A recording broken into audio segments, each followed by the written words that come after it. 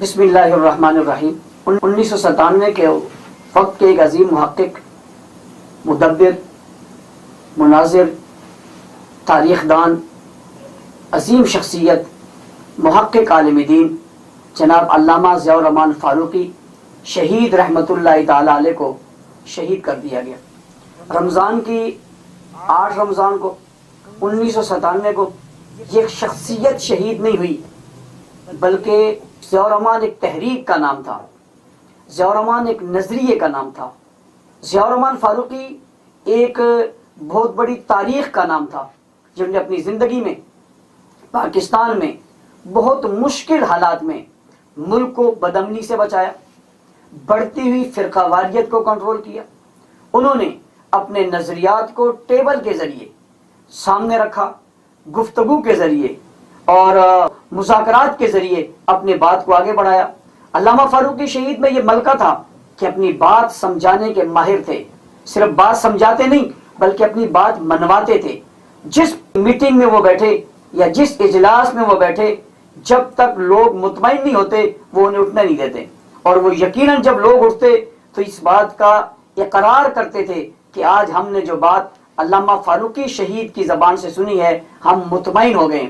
مجھے وقت یاد ہے جب فریق مخالف کے بہت سارے لوگ بیٹھے ہوئے اور علامہ فاروقی شہید ایک ایک کتاب اٹھاتے، صفحہ دکھاتے اور دکھا کر بتاتے ہیں کہ تمہارے مذہب میں یہ کچھ ہے، اور وہ مخالف بیٹھ کر ان کی باتوں کا جواب نہیں دے سکتا۔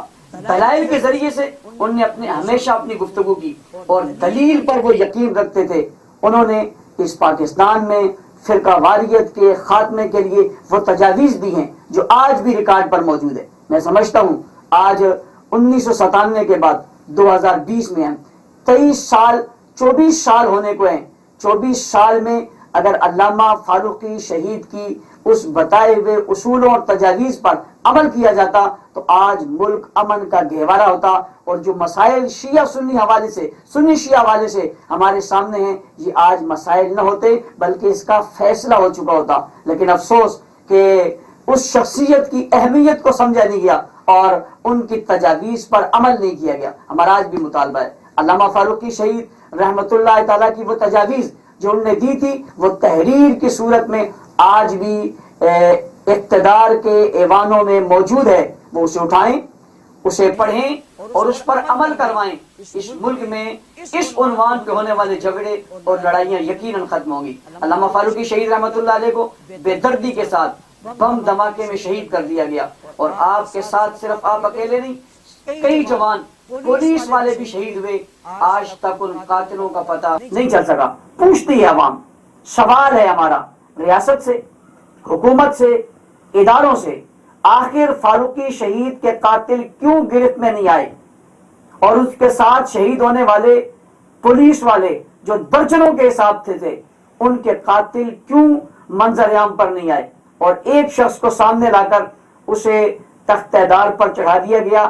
اس کی سہولت کار کون تھے، اسے بھیجنے والے کون تھے، پلاننگ کس نے کی تھی، ماسٹر مائنڈ کون تھا؟